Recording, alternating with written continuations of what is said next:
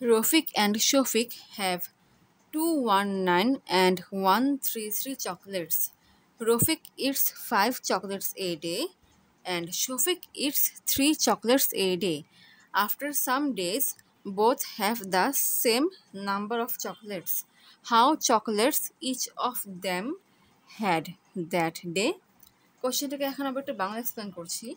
রফিকের কাছে 219 এবং শফিকের কাছে 133টি চকলেট আছে।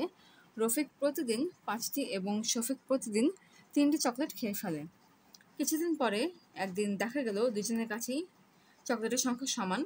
ওই দিন প্রত্যেকের কাছে কয়টি চকলেট ছিল?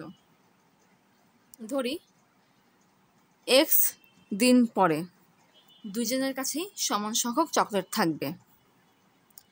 রফিক একদিনে 5টা করে চকলেট খায়, তাহলে সে এক্স দিনে 5 এক্সট্রা চকলেট খাবে। তাহলে আফটার এক্স ডেজ রফিকের কাছে চকলেট আছে 219 মাইনাস 5xt। আবার শফিক সে একদিনে 3টা করে চকলেট খায়, তাহলে সে এক্স দিনে 3 এক্সট্রা চকলেট খাবে। তাহলে এক্স দিন পরে শফিকের কাছে চকলেট থাকবে 133 মাইনাস 3xt। শুরুতে ধরে নিয়েছি এক্স দিন পরে দুজনের কাছেই সমান সংখ্যক চকলেট থাকবে। এক্স দিন পরে রফিকের কাছে চকলেট আছে 219 মাইনাস 5xt এবং এক্স দিন পরে শফিকের কাছে চকলেট আছে 133 মাইনাস 3xt। যেহেতু এক্স দিন পরে দুজনের কাছেই সমান সংখ্যক চকলেট থাকবে, তাহলে অবশ্যই এই সংখ্যাটার সমান হবে। অতএব 219 minus 5x equals to 133 minus 3x হবে। এখন এই সমীকরণটাকে সমাধান করব।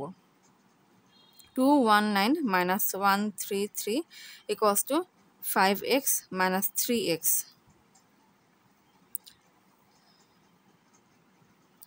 219 মাইনাস 133 হচ্ছে 86 ইকুয়ালস টু 2x। অতএব x ইকুয়ালস টু 86 ভাগ 2, সুতরাং x সমান সমান 43। তাহলে 43 দিন পরে দুজনের কাছে সমান সংখ্যক চকলেট থাকবে। আচ্ছা, 43 দিন পরে রফিকের কাছে চকলেট থাকবে 219 minus 5x equals to 219 minus 5 into 43 equals to 4টি। আবার 43 দিন পরে শফিকের কাছে চকলেট থাকবে 133 minus 3x equals to 133 minus 3 into 43 equals to 4টি।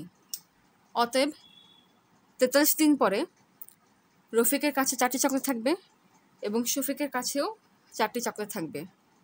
তাহলে ওই দিন দুজনের কাছে 4টি চকলেট আছে, তাই 4। এটাই অ্যান্সার।